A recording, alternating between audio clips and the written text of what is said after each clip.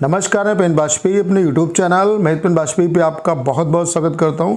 आज की इस क्लास में हम लोग एसएससी सीजीएल 2022 5 दिसंबर में जो चारों शिफ्ट में आपके जीके जीएस के क्वेश्चन पूछे गए हैं वो सारे क्वेश्चन हम लोग यहाँ पे करने वाले हैं। जितने भी क्वेश्चन है वो सारे के सारे ऑथेंटिक क्वेश्चन है, ये स्टूडेंट के द्वारा बताए गए क्वेश्चन है।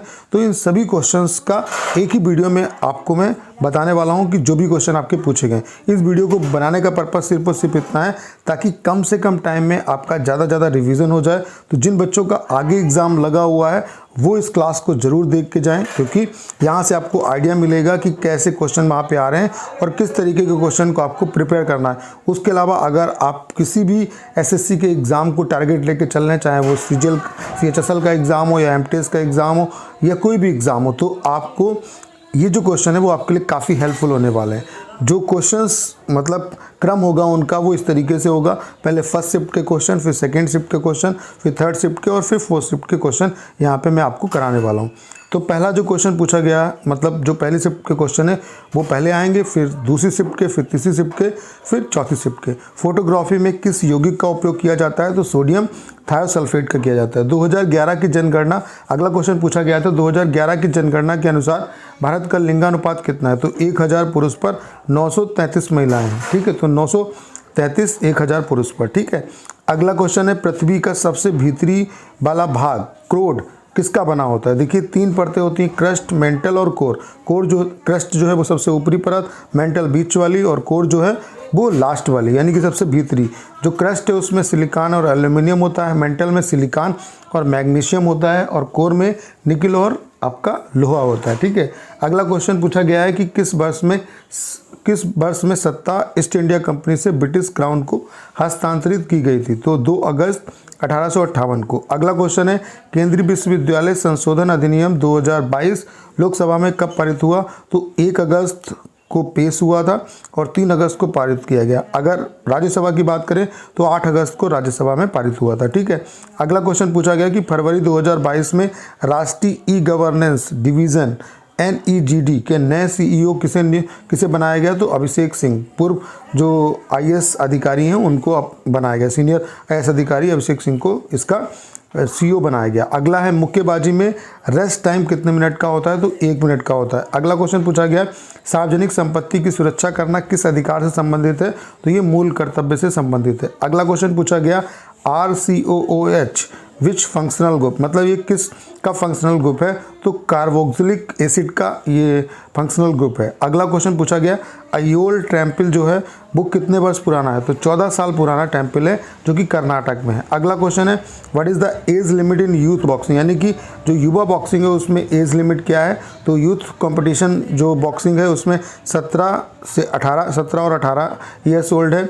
जूनियर जो बॉक्सिंग है उसमें 15 से 16 और ओलंपिक के लिए 18 से 40 वर्ष। अगला है mRNA से जुड़े राइबोसोम के समूह को कहा जाता है, क्या कहा जाता है? तो इसको पॉलीरिबोसोम कहा जाता है या पॉलीजोम कहा जाता है। ठीक है, पॉलीरिबोसोम कहा जाता है या पॉलीजोम कहा जाता है। ठीक है, अगला क्वेश्चन है सुप्रीम कोर्ट द्वारा अविवाहित महिलाओं के गर्भपात की समय सीमा बढ़ाकर कितना किया गया है? तो 25 ईयर्स अगर ओल्ड अनमैरिड गर्ल है तो 24 वीक से पहले की अगर प्रेगनेंसी है तो वो उसका गर्भपात करा सकती है। अगला है टेनिस में एक सेट किसको कहते हैं? तो 6 से 4 6/4 को कहते हैं एक सेट। ठीक है, अगला है राष्ट्रपति सर्वोच्च न्यायालय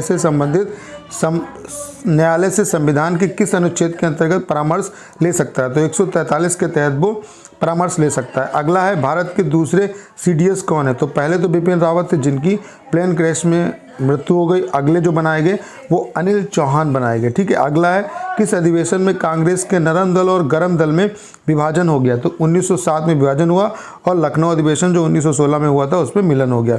पीवोट शब्द किस खेल से संबंधित है? तो पीवोट जो शब्द है वो बास्केटबॉल से संबंधित है। अगला है स्वतंत्रता दिवस पर प्रधानमंत्री झंडा कहाँ फहराते हैं? तो लाल किले पर फहराते हैं। अगला क्वेश्चन है रुक्मणी देवी अंकडेल का संबंध किस नृत्य से है? तो भरतनाट्यम से, जो कि तमिलनाडु का नृत्य है। अगला है आवर्त सारणी में किस समूह में केवल अधातु हैं? तो 17वां जो ग्रुप है उसमें केवल अधातु हैं। अगला है पानीपत का प्रथम युद्ध 1526 में किसके बीच लड़ा गया था? तो बाबर और इब्राहिम लोदी के बीच में लड़ा गया था। अगला है धर्म की स्वतंत्रता संविधान के किस अनुच्छेद में है? तो 25 से 28 तक धर्म की स्वतंत्रता के बारे में बात कही गई है। अगला है संविधान के किस अनुच्छेद के तहत संसद का व्यवसाय हिंदी या अंग्रेजी में है? तो 120 आर्टिकल 120 के अंदर ये बताया गया है कि संसद का जो कार्यवाही मतलब जो भी कार्यक्रम होगा या जो भी मतलब चीज़ें होंगी वो हिंदी या इंग्लिश में हो सकती हैं। ये आर्टिकल 120 में इसका जिक्र किया गया। अगला है जम्मू और कश्मीर का उम्मीद मार्केट प्लेस किस योजना के तहत उद्घाटन किया गया? तो मनोज सिन्हा जो उपराज्यपाल हैं जम्मू कश्मीर के, उन्होंने किया। अंतर्राष्ट्रीय हवाई अड्डे पर एयरपोर्ट अथॉरिटी ऑफ इंडिया की अवसर योजना के तहत इस मार्केट प्लेस का उद्घाटन किया गया। अगला है प्रोटीन को तोड़ने वाला एंजाइम कौन सा है? तो प्रोटीज जो एंजाइम है वो प्रोटीन को तोड़ने वाला एंजाइम है आपका। अगला है ग्रीष्म काल में उत्तरी मैदानों में बहने वाली पवन कहलाती है, तो उसे हम क्या कहते हैं? लू कहते हैं। अगला क्वेश्चन पूछा गया निम्न में से कौन सा अप्रत्यक्ष कर है? तो कई एग्जाम्पल दिए हुए थे, कई आपके ऑप्शन दिए थे 4, तो उसमें से वेल्थ जो टैक्स है वो प्रत्यक्ष कर है ना कि अप्रत्यक्ष कर है। अगला है पृथ्वीराज चौहान से पहले किस राजा ने दिल्ली पर शासन किया? तो उससे पहले सोमसेवारा जो शमसेवारा थे जो पृथ्वीराज के पिता थे, उन्होंने उस पर शासन किया था।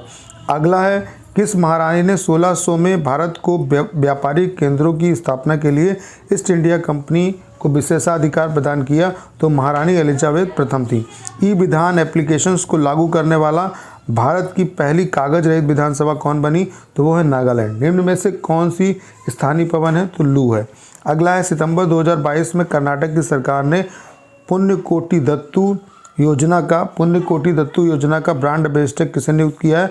तो किच्चा सुदीप को। अगला है पंगचोलोम किस शास्त्रीय नृत्य के लिए परफॉर्म किया जाता है? तो मणिपुरी शास्त्रीय जो नृत्य उसके लिए परफॉर्म किया जाता है। ठीक है। अगला है निम्नलिखित में से कौन सा अवसादी चट्टान का उदाहरण है?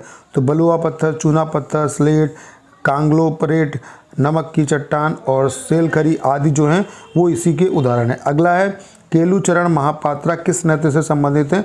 तो ओडिसी जो नृत्य है उससे संबंधित है। अगला है सिल्क वर्म की खेती को क्या कहते हैं? उसे क्या कहते हैं? सेरीकल्चर कहते हैं। अगला है विद्युत आवेश की एसआई मात्रक क्या है? तो कूलाम है। अगला है लोक रंग त्यौहार कहाँ मनाया जाता है? तो मध्य प्रदेश में मनाया जाता है और मध्य प्रदेश की आदिवासी कला अकादमी के द्वारा इसे मनाया जाता है। अगला है किस भारतीय क्रिकेटर ने अपनी आत्मकथा अपूर्ण का विमोचन किया? तो कमेंटेटर संजय मांजरेकर ने इनकी आत्मकथा है। ठीक है। केलुचरण महापात्रा किस शास्त्रीय नृत्य का प्रसिद्ध नर्तक है? तो ओडिसी शास्त्रीय जो नृत्य है उसका प्रसिद्ध नर्तक है। अगला है भारत में पहली बार ट्रेन कब चली? तो 16 अप्रैल 1853 में बम्बई से थाने के बीच में चली। 34 किलोमीटर की यात्रा उसने कंप्लीट की। अगला है 2011 की जनगणना के अनुसार भारत के किस राज्य का लिंगानुपात सबसे अधिक है? तो केरल का है। अगला है परिवार नियोजन कार्यक्रम कब शुरू हुआ? तो 1952 में शुरू हुआ। अगला है 2011 की जनगणना के अनुसार भारत के किस राज्य केंद्र शासित प्रदेश का जनसंख्या घनत्व तो सबसे अधिक है? तो दिल्ली होगा। अगर दिल्ली नहीं दिया होगा तो चंडीगढ़ दिया होगा आपको। अगला है साहित्य पुरस्कार विजेता को कितनी राशि प्रदान की जाती है? तो साहित्य पुरस्कार जो है वो 1955 में स्टार्ट किया गया। जब स्टार्ट हुआ था तो 5000 रुपये दिए जाते थे। अब ये धनराशि जो है वो 1 लाख रुपये हो गई है। अगला है 1791 में बनारस में कौन सा कॉलेज खुला? तो संस्कृत महाविद्यालय खुला, जिसको किसने खोला? जोनाथन डंकन के द्वारा खोला गया था। अगला क्वेश्चन है चावल का सबसे बड़ा उत्पादक देश कौन सा है? चीन है। दूसरे स्थान पर भारत है। अगला है भारतीय संविधान में मौलिक कर्तव्यों की संख्या कितनी है? तो मौलिक जो कर्तव्य हैं वो 11 है। ठीक है। अगला है रेडियो एक्टिव तत्व थोरियम की खोज किसने की? तो जैकब बर्जीलियस ने की। अगला क्वेश्चन है अकबरनामा का दूसरा भाग किससे संबंधित है?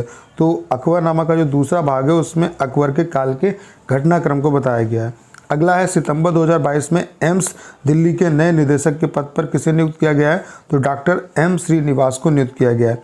अगला है सितंबर 2022 में मुख्यमंत्री नाश्ता योजना किस राज्य से शुरू किया गया? तो तमिलनाडु से शुरू किया गया। अगला है राज्यों के पंचायत चुनाव कौन करवाता है? तो राज्य निर्वाचन आयोग कराता है। अगला है महमूद गजनबी अफगानिस्तान के किस प्रांत से आया था? तो मध्य अफगानिस्तान से आया था। अगला है वर्ष 2026 के शीतकालिक ओलंपिक खेलों का आयोजन कहाँ होगा? मिलान व कोर्टिना इटली में होगा। ठीक है। कोर्टिना इटली में होगा। अगला क्वेश्चन है आपका DRDO के वर्तमान अध्यक्ष कौन है? तो डॉक्टर समीर भी कामत हैं। भारत के संविधान का अनुच्छेद 301 किससे संबंधित है? तो संपत्ति के अधिकार से संबंधित है। अगला है IPL 2022 का पहला मैच कहाँ खेला गया था? चेन्नई सुपर किंग्स और कोलकाता नाइट राइडर्स के बीच में हुआ था और ये मुंबई में वानखेड़े स्टेडियम में हुआ था। अगला है उड़ीसा के नृत्य और संगीत का एक उत्सव क्या है? रंगवती है। 1756 में बंगाल का नवाब कौन था? तो सिराजुद्दौला बंगाल का नवाब था। अगला है लगान फिल्म में कोरियोग्राफी के लिए किसे राष्ट्रीय फिल्म पुरस्कार मिला? तो राजू खान को मिला। अगला है उगादी त्यौहार हिंदू कैलेंडर के किस महीने में मनाया जाता है? तो चैत्र माह में मनाया जाता है। ये क्वेश्चन कई बार पूछा गया है। अगला है भारत में क्रिकेट वर्ल्ड कप कितनी बार होस्ट किया गया? तो अगर 50 ओवर के मैच की बात की जाए तो वो 3 बार हुआ है। एक तो 1987 में, 1996 में और 2011 में। अगला है सिद्धू कानू किस आंदोलन से संबंधित है? तो संथाल विद्रोह से संबंधित है। अगला है चौहान वंश अथवा चहमान वंश का सबसे शक्तिशाली राजा कौन था? तो पृथ्वीराज तृतीय था। अगला है भीतरगांव का मंदिर किस प्रकार का बना हुआ है? तो मंदिर जो है वो कानपुर में है, कानपुर जिले में है। मंदिर का निर्माण पक्की मिट्टी की ईंटों से किया गया है। ठीक है, तो ये सारे क्वेश्चन आपके पूछे गए हैं। जितनी भी 5 दिसंबर की जो चारों शिफ्ट हैं उन सभी के जो ऑथेंटिक क्वेश्चन है वो मैंने आपको करा दिए। इस वीडियो से आपको फ़ायदा ज़रूर होगा। अब आपको यहाँ से क्या सीखना है? आपको ये देखना है कि किस सेगमेंट से क्वेश्चन आपके उठाए जा रहे हैं, तो उस सेगमेंट को पढ़ने का आप प्रयास करिए। सिर्फ अगर आप इसको देख के ही चीज़ों को समझ के अगर आप आगे की रणनीति अपनी बनाएंगे तभी आप बेहतर एग्जाम में कर पाएंगे।